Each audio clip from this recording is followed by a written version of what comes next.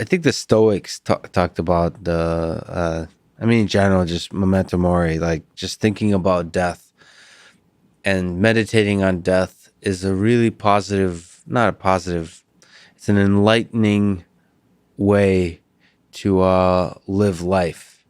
So, what do you think about that at the individual level? Like, what is the role about Yeah. being bringing that terror of death, fear of death to the surface, Nice, and nice, being Lex. cognizant of it? For us, that's the ball game.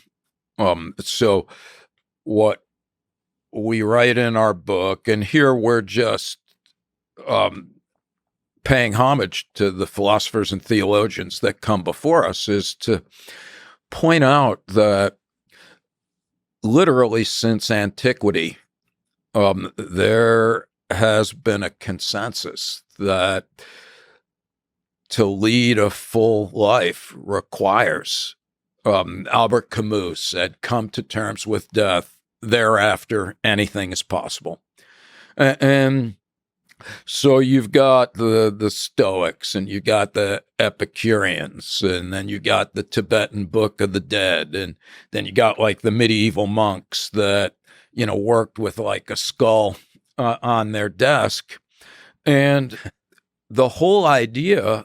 I should back up a bit and just remind folks that our studies, when we remind people that they're going to die, and we find that they drink more water if a Yeah. famous person is advertising it. They eat more cookies. They want more fancy clothes. They sit closer to people that look like them. It changes who they vote for. But all of those things, those are very subtle death reminders. You don't even know that death is on your mind. And so our point is that, and this is kind of counterintuitive, and that is that the most problematic and unsavory human reactions to death anxiety are malignant manifestations of repressed death anxiety. We try and bury it under the psychological bushes, and then it comes back to bear bitter fruit.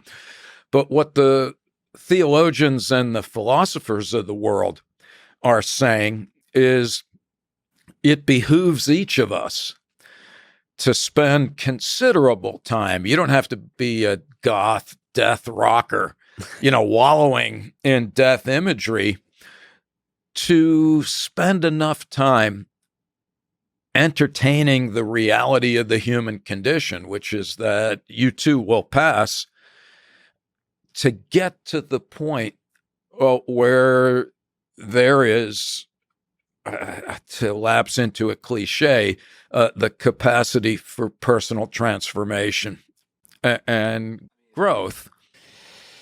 Let's go personal for a second. Are you yourself afraid of death? Yeah. And how much do you meditate on that thought? Like, maybe your own study of it is a kind of escape from your own It is mortality. absolutely, Lex. So you got it. And Like, if you figure out death somehow, you won't die. so no.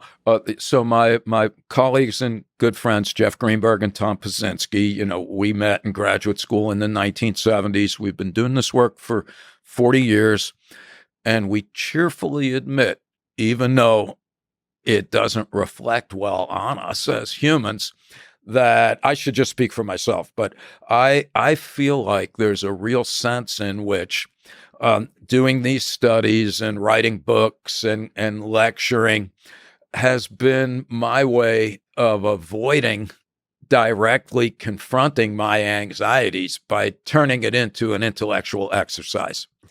Yeah.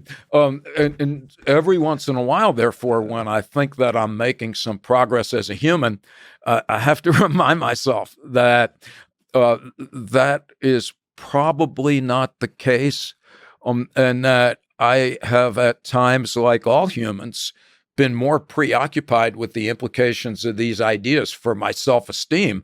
It's like, oh, we're going to write a book, and maybe we'll get to go on TV or Yeah. something.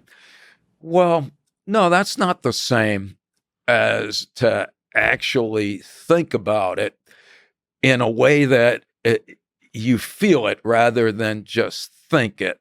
Yeah, like you Now, did when you were 8 at first, that's those first exactly right. feelings. So when I first read The Denial of Death, I was so literally flabbergasted by it that I took a leave of absence for a year and just like did what would be considered menial jobs. I did construction work. I worked in a restaurant, and I was just like, well, wait a minute. If I understand what this guy is saying, then I'm just a culturally constructed meat puppet doing That's things for reasons that I know not yeah. in order to assuage death anxiety. And I was like, that's not acceptable.